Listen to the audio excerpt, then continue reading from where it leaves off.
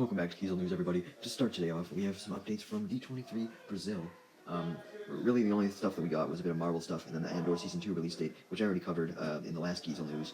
But, yeah, this was way overhyped in my opinion. All the news outlets I saw were like, oh yeah, this is going to be a huge panel, and really, we just got a trailer for Captain America, a trailer for Thunderbolts, and then a D23 exclusive trailer for Daredevil. Whoa, no way. And then we just got like some little tidbits. The first of which is the fact that Kevin Feige wants to bring Miles Morales into the MCU shortly after his appearance in the last Spider-Verse movie. And honestly, I think this would make sense. You bring Miles Morales in after Secret Wars, and at the rate Into the Spider-Verse 3 is looking, it'll probably come out around then. So yeah, you can just introduce Miles Morales then. Although part of me does kind of want to see Tom Holland get an entire trilogy before we go into Miles Morales, but I guess they could like include him as like a supporting character first before giving him the main role. That's an option. The next bit of news is that the X-Men will be important to the MCU after the events of Secret Wars. So I think we're definitely heading to a mutant saga after the multiverse saga, kind of what everyone expected. But at the same time, I'm not sure, because remember those trademarks? It was back during when they unveiled the multiverse saga. There was the trademarks for the Timeless Saga and the Eternity Saga. So unless those are comic trademarks, that might be where we're heading to next. But the X-Men could still play a huge part in those. I'm honestly just shocked that the X-Men won't play a major part in Secret Wars by the sound of it. Maybe they'll come in like at the very end or something, especially with all the incursions that'll likely go on.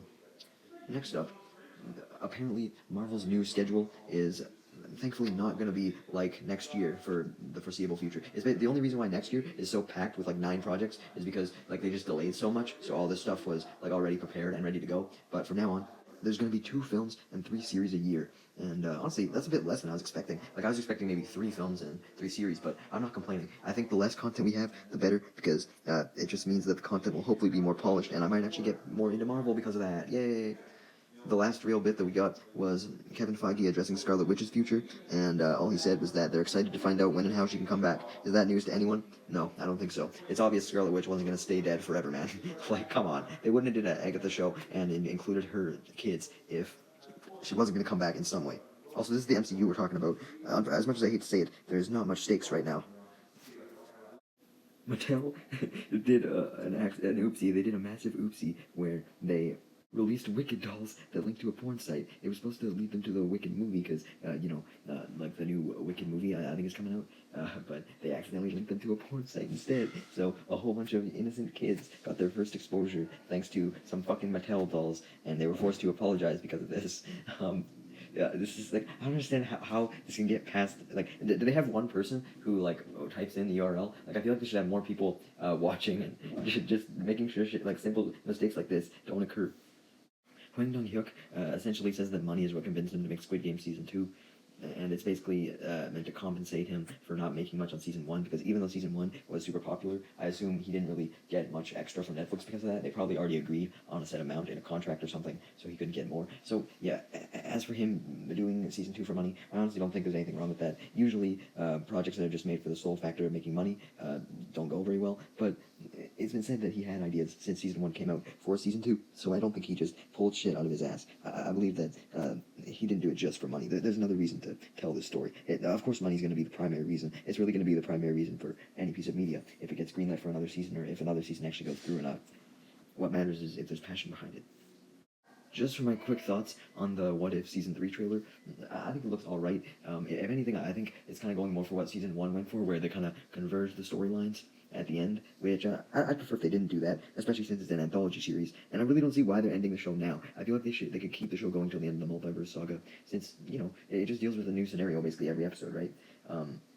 And one thing that I'm really annoyed about with Season 3 is it appears as though there is no What If the Other Half Got Snapped episode, and that's the one episode that basically everyone has been asking for since the show got announced, and I just feel like it's a very missed opportunity to not do that episode.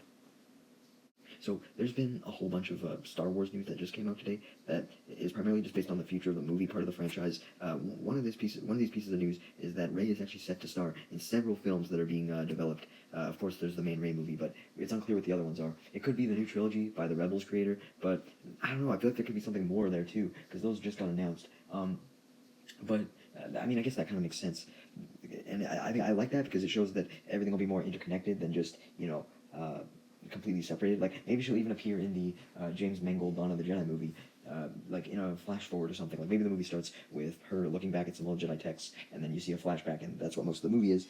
But like, it's just a nice way to kind of link all the eras together. But the thing that really pisses me off about what we've heard is that Disney and Lucasfilm, whatever, they still view the franchise as a primarily nostalgia-based brand, and they're really panicking because apparently they're running out of nostalgia. And yes, that's true. They're very much running out of nostalgia.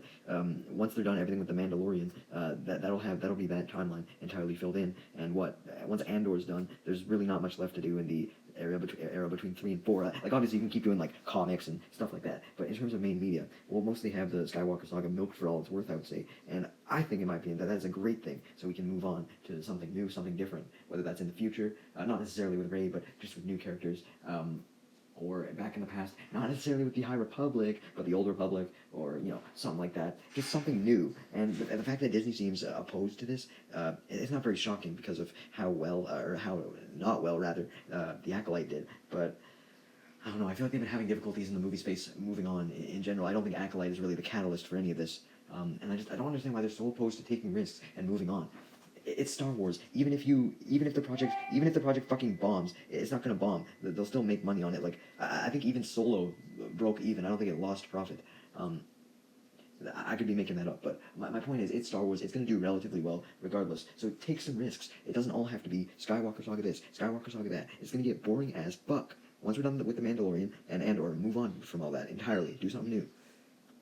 One last piece of Star Wars news. K2SO is officially coming back in Andor Season 2. We knew that already, but I just want to stress how excited I am to see K2SO, because for once, it's a droid that isn't annoying as fuck. We haven't had that in a very long time. Obviously, R2-D2 is cool, and so is C-3PO, but the majority of the droids are just annoying. Not really the astromech ones like R2-D2, but all the ones that they just throw in for like little gimmicks to sell toys, they're annoying, and K2SO is not that. He's an actual character, so I just want to say I'm very happy to see him in Andor Season 2.